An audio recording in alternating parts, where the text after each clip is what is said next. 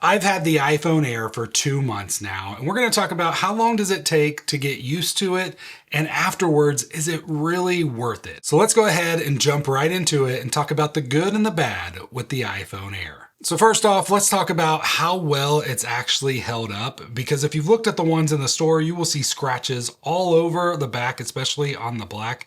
This thing has held up incredibly well. You can't see any issues. There's no scratches on the back. Now, I go caseless a lot, and I will show you the cases that I actually do wear on my iPhone Air, but overall, it still looks brand new. There's not much, there's, fingerprints and all that kind of stuff, but there's not much going on. But you will notice something right here, and that is I have dropped this. I've dropped it a couple times. This is a screen protector on it, and this is actually a Flow Lab screen protector. It's one of the ones that I like the most, but you will notice I did crack the corner of the screen. The Air itself has no indicator of the drop, and as I mentioned, I've dropped it actually a couple times, and this is not a sponsor. This is not anything. I do like the Flow Lab screen protectors, mainly because of the roundedness. It doesn't really feel like there's a screen protector. It goes mostly edge to edge, and everything is rounded, so you don't really feel the screen protector until you get like a crack like that. But the great thing about Flow Lab is if you buy from them, you can get replacements from them as well. So their screen protectors are a little bit more. I think they're about 40 bucks, maybe even more, depending on sales and everything. Just keep that in mind. I will put a link down below that is an affiliate link in case you want it, but you don't have to buy from there. You can just go to flowlab.com or flowlab.io. I can't remember what it, see, not a sponsor. I have no clue what even their website is, but I do recommend these. I used to never use screen protectors until I found this one. Now that I have pointed that out, I'm just going to go ahead and take this screen protector off, and there we go. That way we can see it better and see everything as it should be. So you will notice, obviously I got fingerprints all over the screen now, but this thing is incredibly thin. And it's kind of crazy. Even now, filling it without a case at all on, it's crazy how thin this thing is. Like, it just feels unreal. But how long does it really take to get used to that feeling? And I will say about a month. So a month after owning this, you kind of got used to just how thin it was, how lightweight it was. I mean, it still feels like you're just holding a piece of glass in your hand at times, but for the most part, you do get used to the thinness, and then you're just left with a phone that has one camera, kind of a crappy speaker, and not the best battery life. So is that lightness and thinness really worth all those trade-offs? And that's the hardest thing to answer. I've gone back and forth. It's so hard to decide, because when you do hold this, it still does feel amazing, but you do get used to it. You get used to just having it in your hand. It just feels about the same after a while. And then you're like, I really wish I had an extra camera. There are times that I really miss that zoom lens. I'm more of a zoom lens person than the macro wide shots, even though the macro is something that I really do like, but I have found kind of a fix for that. So what I do is I go in the camera, you go to 2x, and then you hold it, and you can kind of get closer. Obviously, it's not as good, but it still gives you a better than trying to hold it really up close and then it's just all out of focus. Because normally I'd have to hold it back this far. Obviously, I could just take the picture and zoom in manually, but what I've come to find out is if I go to 2x, I can get a pretty good close-up shot on anything that I really want. So that's how I've kind of gotten around that macro. Obviously, it's not the same. You can't get really in deep and close, but that's what I really use the macro for, is just getting really close to my watch or whatever to take a picture for Instagram or wherever. There is something on here that I have enjoyed more on this phone than any other phone before, even though it's only been a couple phones that I've tried with it, and that is the camera capture button. I've had a really big issue with this button on the 16 Pro and the 17 Pro. As I hold the phone, I accidentally just push it and it opens up the camera app, and it just drives me insane because I don't mean to actually trigger it. And for whatever reason, with how thin this is, it's a lot harder to accidentally hit, at least for me. I have really enjoyed this camera capture button. It's the first time that I've actually really used it at all. I've turned it off on the other phones just because of how many times that I accidentally press it. And I don't know, maybe it's just the thinness of this device and just how small the button is and how there's just less room around it. That's the reason why I trigger it a lot less. Either way, I have been a big fan of this phone just for that, because I can actually use that button and enjoy it for the first time. Now, an issue that I've heard so many other people complain about that I personally have not had an issue with is the speaker. So if you didn't know, there is only one speaker on this device. Down below, there are a couple holes, but those are just for the microphones. That is not for a speaker at all. The speaker is only right in here. And of course, it's not the best speaker, but it doesn't really bother me because I just watch YouTube videos, Instagram Reels, and stuff like that on my phone. I don't do a lot of music listening on my phone, and pretty much if I have a problem with anything, that's what these are for. These are my AirPods. I carry them with me everywhere I go, and if I need to hear something a little bit better, maybe there's too much noise going on, I pop these in. I do that anyway. Like, I don't want to turn up stuff so loud that other people can hear it.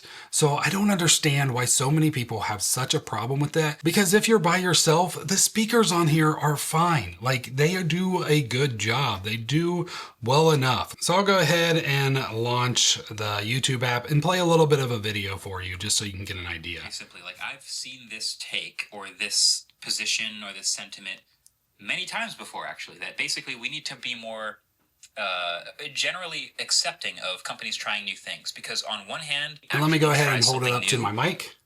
We should always celebrate that. Like, that should get a round of applause, and we should be very excited about it. I think it sounds really good. I don't think it's that bad. Like, it works really well. I mean, that was like around half, maybe a little over half. And in this room by myself, I can hear no problem. Once again, if I'm in a louder room or there's a lot going on, I don't want to turn it all the way up and let everybody hear some of it. I'd rather just put my AirPods in and just listen to it like that, because this is going to make it sound just like any other device. So that's my problem with it. A lot of people have a lot of issues with it. I have not had any problems with it. For me, it has been completely fine. Now let's talk about cases. So the hardest part with the Air is because it's so thin, you really don't want to put a case on this thing because it feels so great in the hand just as is. And the cases that I've used so far with this have not really even been cases. They've been backplates from a company called Nomad. So the way this works is, you know, it's quite thin. It's not as thin as it could be, obviously. It's a little bit thick, what a lot of people, it's not one of those paper thin cases. There is some rigidity to this, but all you do is it's got MagSafe, and then it's got 4 little suction cups right there. Now I did add an extra little layer of like a adhesive right here. I'll put a link down below to that if you have an issue. I don't really think this one needs it as much as it does on the 17 Pro model of this, because obviously that area is a lot bigger, but I'll go ahead and just snap this on. So it just plops right in place. It connects through the magnets. You can kind of move it around just a tad when you put it on, and then you just press on those 4 corner areas, and there you have it. It's on there. This looks amazing. I love the look of this case. I've had this one for at least a month now. You can see there's a little wear coming around the edges, but it looks so good on this device. Like, I love the black around here mixing with the black of the iPhone. This is the reason why I went with the black one. If you remember, I started with the silver and white, and then I switched because I saw somebody with this case with the black, and I saw just how well that all looked together, and I just had to have it. So yeah, I know I'm crazy, but you gotta admit that this looks pretty good on this device. And the great thing about this is that it adds very little bulk. Obviously it adds some to the back, but the sides are still fully exposed. So if you want something protective, this is not gonna be it, because obviously there's no lay on the table design protection there. There's no side protection at all. It's fully just the back. But what it does do is it gives you a little extra grip. The leather on the back is not I mean, it's not super grippy, but it's not super smooth and everything. So it gives you just enough because of the way it goes around the edges right here. That gives you just enough grip to where you're not worried about dropping the iPhone and breaking it. This has been hands down my favorite go-to case for the last year and a half, I guess, whenever it came out. I have loved this thing so much. It just looks so good, but they don't just have it in brown. They do have a black one as well. I can just snap that on if that's more your style. So it has it there. Once again, super thin. This one obviously matches the black iPhone even more seamlessly than the brown. I personally like the brown color a little bit better, but they do have a case that adds a little bit more protection, and this is their traditional leather case for the iPhone. So it just pops right in there, gives you that corner protection, gives you a little bit of a lay on the table design right there. You got a little bit of a lip, as you can see, so you're good to put it face down with no problems there. But it still gives you that beautiful color, that beautiful leather. I think this is all these are Horween leather.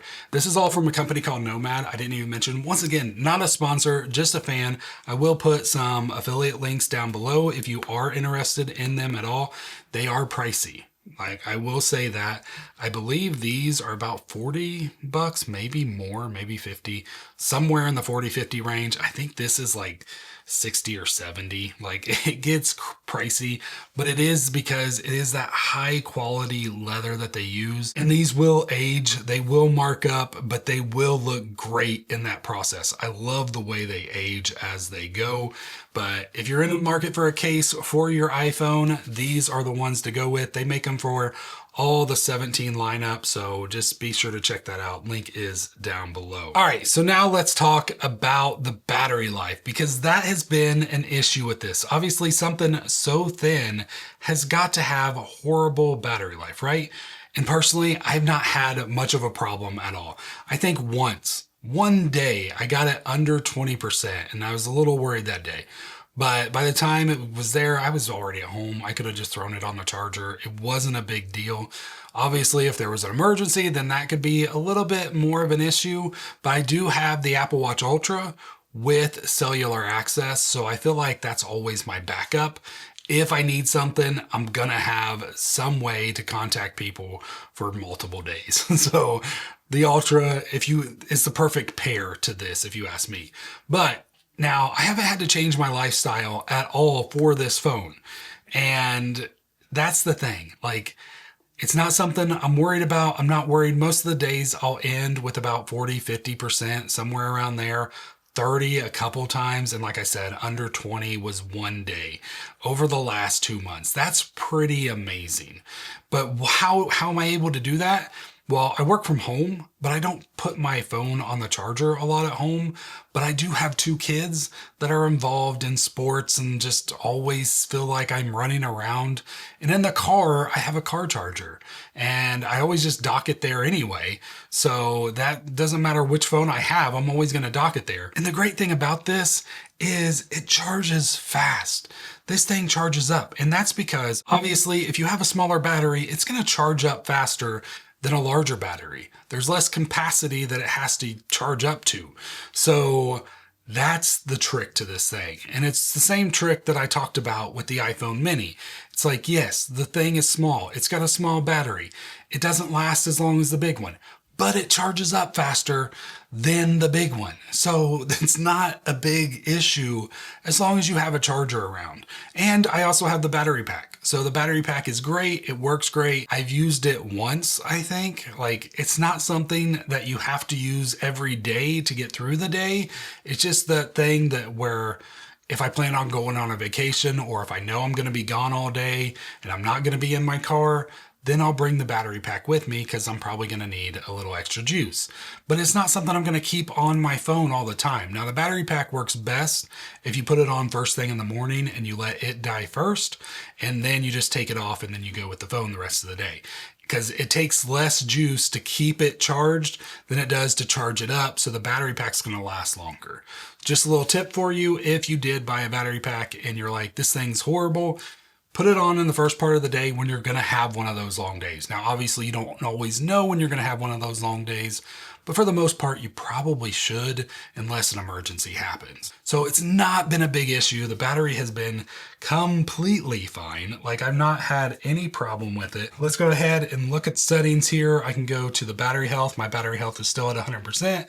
I have 59 cycles so far. Now, that is obviously more than I probably would have had if I had the 17 Pro or even the 17 Pro Max, because those don't go through the whole battery every single day, where this one probably most days does. What does all that mean? It really just means that eventually the battery will age a little faster on this one. So that is one of those drawbacks, is that eventually this will go down to 90% faster than the 17 Pro will, and then the 17 Pro will go down to 90% battery health faster than the 17 Pro Max will, because it just requires you to charge that battery more, which degrades the battery faster. But if you're somebody like me that's going to be replacing their phone every year or two, it's probably not going to be a big issue. And you can always get the battery replaced on these as well. Maybe for like $100, maybe that's just with Apple Care. But just keep that in mind. That's always an option. It's always going to be cheaper than buying a new phone. So even if you have an older phone and you're like, oh, the battery is getting really bad, I need to buy a new phone, check to see what it's going to cost to get the battery replaced. Because if you like your phone, you really don't have to always upgrade it. You can just replace the battery. So yeah, this is the iPhone Air. It is an amazing piece of technology. You do get used to it, and it feels a little less amazing after about a month. But overall, still an amazing phone. I'm so glad Apple made it, and I still recommend it. If you're somebody in the market for a new iPhone, and you're like, I kind of like the look of it, I kind of like the feel of it, I would really like, having a phone that's not just this massive brick. This is the phone for you. Now, if you like small screens, this could not be the phone for you because this is a larger screen. I would personally love it if this was the same size as the 17, the screen size was. I'm all about the smaller phones. So maybe next year, maybe, probably not. But great phone. We'll see what Apple does next year. There's rumors about them not having it. But until then, thank you so much for watching. I'll see you in the next one. God bless.